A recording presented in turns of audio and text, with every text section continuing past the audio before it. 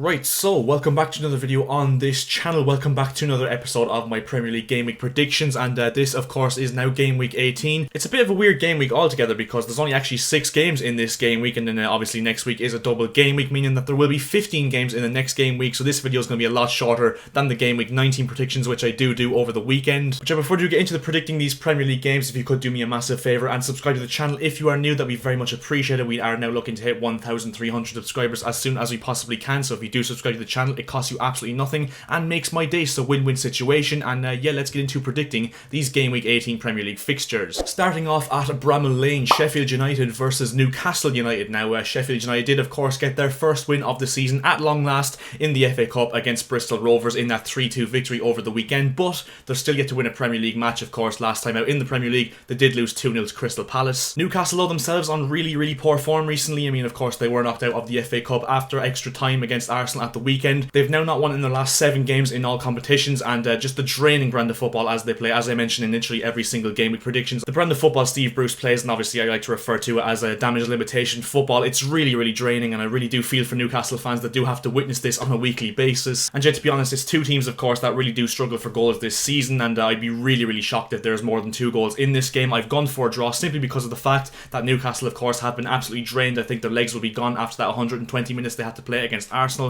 I think this will be a draw. I think it'll be Sheffield United 1, Newcastle United 1. Now on to Burnley versus Manchester United at Turf Moor. Now Burnley of course did scrape their way past MK Dons on penalties at the weekend in the FA Cup, and a lot of their first team did play in that game against MK Dons, so I do think, like Newcastle, I think freshness will be a bit of an issue for Burnley going into this game. Of course they did scrape a win against Sheffield United in their last game in the Premier League as well. On the other hand, United, you would have to say at this moment in time, are probably in a title race. I think I'd have to admit that they are finally now in title contention for the Premier League this season, of course, ahead of that massive game they play on Sunday against Liverpool, which should be an absolutely incredible game. And to be honest, added to the fact of course that Burnley have played 120 minutes of football over the weekend, and then they're going right back into the thick of it against Manchester United, who of course will have a lot more talent on paper than them in terms of quality. And yeah, I do think that Manchester United should win this relatively comfortably. I think it'll be Burnley 0, Manchester United 2. I just think that United will have way too much quality for this Burnley team, who will be of course not really sharp after that game against MK Dons at the weekend. Now on to the game at Molineux, Wolverhampton Wanderers versus Everton. Now of course Wolves involved in a 6-goal thriller against Brighton last time out in the Premier League, which was just absolutely incredible considering that neither team really score goals this season. Everton did have their winning run in the Premier League ended by West Ham, and of course Thomas Souček with that late goal at Goodison Park last time out.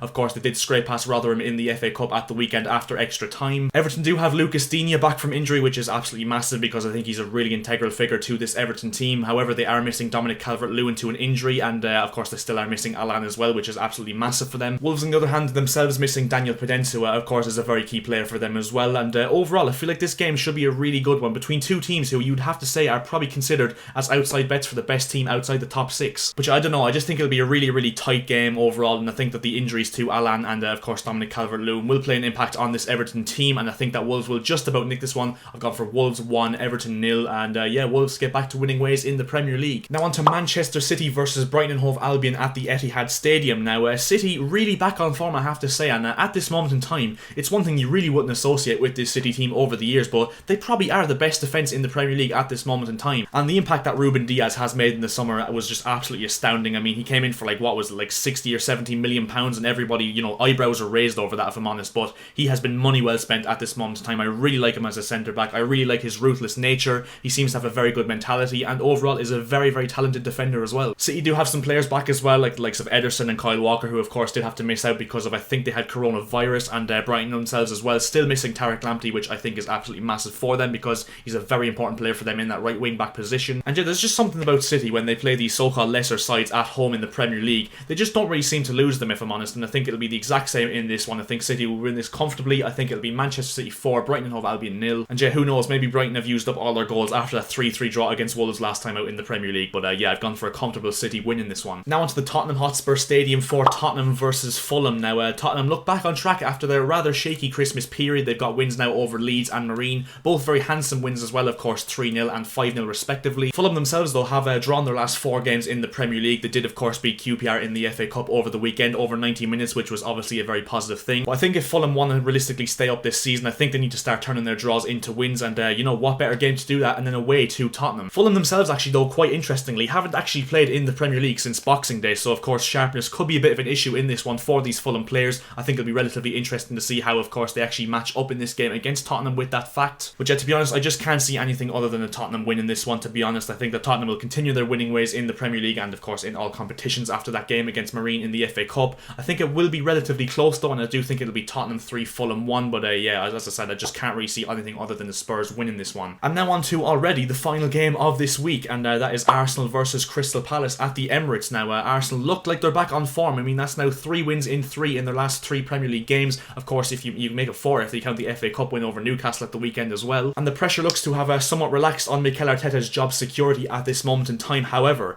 this will be a really tough game for Arsenal, considering the fact that, you know, Crystal Palace, of course, themselves are a very dangerous team for most Premier League sides, and the fact that this fixture has actually proved to be really, really tough for Arsenal over the last few years. Palace are one of those teams, as I've said multiple times on this channel, in the Premier League that just blow hot and cold. They're very inconsistent. They win some, they lose some, but I think they'll be up for this one, and I think this will be actually a very, very interesting game, if I'm honest. I just think both sides have some very, very good attacking threat. I mean, you look at Arsenal, even the likes of Aubameyang, who's off form but still has the quality there. Lacazette looks re-inspired now. Smith Rowe and Saka, the young guns, doing the business for Arsenal in the attacking sense as well. And overall, if you look at Palace as well, of course, Wilfred Zaha and Ebereki Eze, obviously the 2 main shining lights in that Palace attack. And to be honest, because of that, I think this will be a draw, and I've gone for Arsenal 2, Crystal Palace 2, but it wouldn't surprise me whatsoever if Arsenal did come away with 3 points, but simply because of the fact that, you know, Arsenal have a really poor record at home against Crystal Palace, and Palace have players that can make the difference like Zaha and Eze. I think that draw is a fair result. And yeah, so those are my game week predictions for game week 18, and apologies if this video was really, really short, of course, because as I said at the start of this video, there was only 6 games in this game week, and yeah, the next game we should be very, very interesting with those 15 games that will be played. But yeah, make sure to leave down in the comment section below your predictions for these games. I'm quite interested to see how you guys think these games will go. And yeah, as I said at the start of this video as well, if you could subscribe to the channel, that'd be much appreciated. We are looking to now hit 1,300 subscribers as soon as we possibly can, and if you could leave a like on the video as well, 15 or 20 likes would be massively appreciated as per usual. And I'll see you guys in my next video. See ya.